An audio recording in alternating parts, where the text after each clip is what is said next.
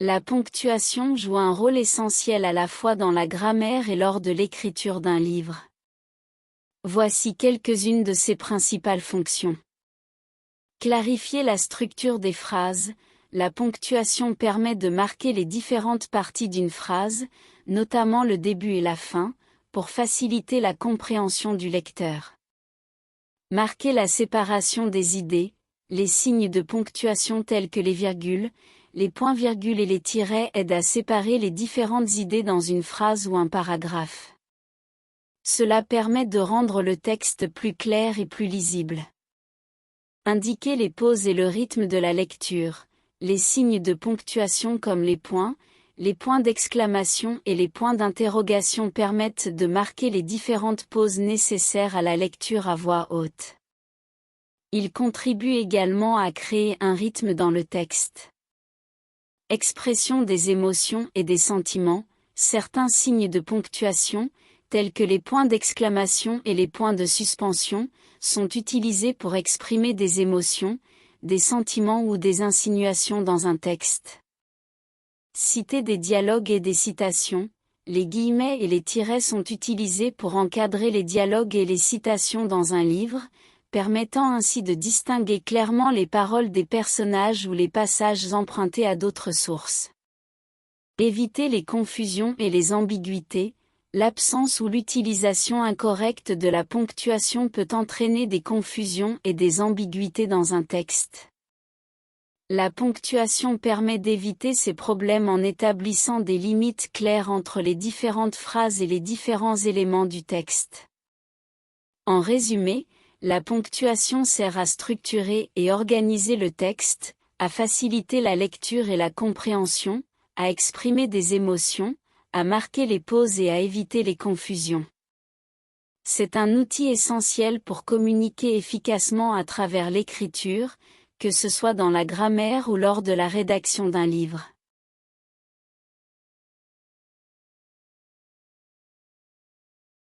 Lorsque l'on écrit un livre, le point est un élément essentiel de la ponctuation. Il est utilisé pour indiquer la fin d'une phrase affirmative ou déclarative. Voici ce que vous devez savoir à son sujet. Fonction. Le point marque la fin d'une phrase qui exprime une idée complète, une affirmation, une déclaration ou une constatation. Il indique également où la voix se repose avant de passer à une autre idée. Utilisation. Le point est utilisé à la fin d'une phrase affirmative ou déclarative, qu'elle soit courte ou longue. Il est important de noter qu'un point est généralement suivi d'une lettre majuscule pour commencer une nouvelle phrase. Signification. Le point indique une pause plus longue que les autres signes de ponctuation. Il permet au lecteur de respirer et de réfléchir sur ce qui vient d'être dit avant de continuer. Type de phrase. Différents types de phrases peuvent se terminer par un point. Il peut s'agir de phrases descriptives, d'affirmations, de questions indirectes, lorsqu'une question est intégrée à la phrase, de phrases exclamatives, lorsqu'une forte émotion est exprimée, ou de phrases impératives, instructions ou commandes. Variante du point. Il existe également plusieurs variantes du point. Le point d'interrogation, pour les questions directes, le point d'exclamation, pour les phrases exclamatives, et le point de suspension, pour indiquer une omission ou une interruption. Cohérence. Il est important de maintenir une cohérence dans l'utilisation du point tout au long du livre. Veillez à utiliser un point à chaque fin de phrase appropriée, en évitant les répétitions ou les omissions. Structure du paragraphe. Le point est également utilisé pour séparer les paragraphes dans un livre. À la fin d'un paragraphe, un double point est généralement utilisé pour indiquer que le texte va se poursuivre dans le paragraphe suivant. Style d'écriture. Le point peut également être utilisé pour créer un style d'écriture spécifique. Certains auteurs préfèrent utiliser des phrases plus courtes avec des points fréquents pour maintenir un rythme rapide, tandis que d'autres optent pour des phrases plus longues avec moins de points pour un style plus rêveur ou descriptif. N'oubliez pas que ces principes peuvent varier selon le style d'écriture, le genre littéraire et les règles spécifiques de la langue dans laquelle vous écrivez. Assurez-vous de consulter un guide de grammaire ou un éditeur pour obtenir des directives plus précises concernant l'utilisation du point.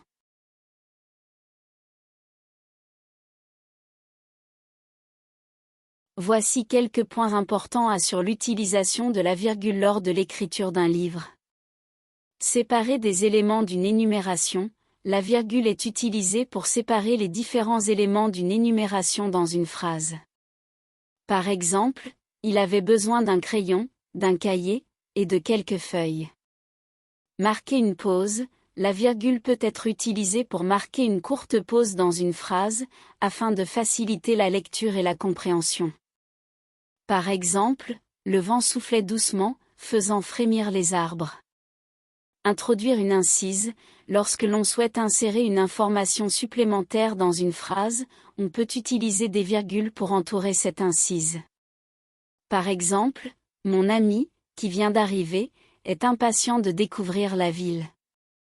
Distinction entre les propositions. Si vous avez une phrase avec plusieurs propositions indépendantes, vous pouvez utiliser une virgule pour les séparer.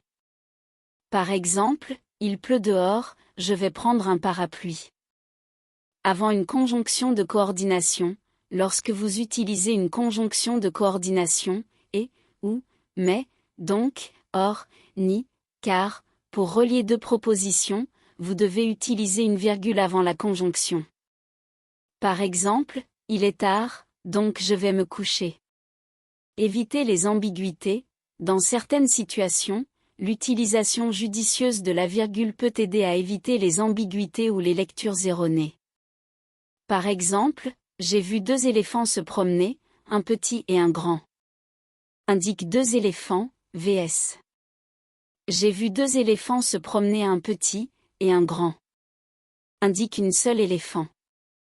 Il est important de noter que l'utilisation de la virgule peut varier légèrement en fonction du style d'écriture ou de la langue utilisée.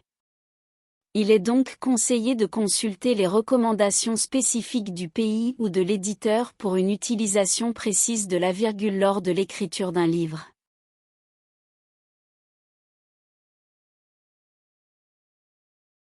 Les points de suspension, également appelés ellipses, sont utilisés dans la rédaction d'un livre pour symboliser l'interruption d'une phrase ou exprimer une pause, une incertitude ou une suspension de sens. Voici quelques informations importantes à savoir sur leur utilisation. Utilisation de base. Les points de suspension consistent en une séquence de 3 points alignés horizontalement, sans espace avant ou après. Ils sont utilisés pour indiquer une omission volontaire de mots, de phrases ou de parties d'un dialogue, créant ainsi un effet de suspension ou d'inachèvement. Suspension du sens. Les points de suspension peuvent être utilisés pour marquer une pause dans la narration, suggérer une émotion intense ou exprimer une réflexion inachevée. Ils peuvent également indiquer une certaine hésitation ou une interruption du discours. Exemple, je ne sais pas si je devrais, enfin, peut-être devrais-je y réfléchir davantage. Dialogue et citation. Les points de suspension peuvent être utilisés pour indiquer une interruption dans un dialogue ou une citation. Cela peut se produire lorsqu'un personnage est interrompu ou lorsqu'une partie du discours est omise. Exemple, j'étais en train de dire. Oh, peu importe. Expression non verbale. Les points de suspension peuvent également être utilisés pour représenter des expressions non verbales telles que l'hésitation, le doute ou l'ironie. Ils permettent de capturer des nuances dans le discours des personnages.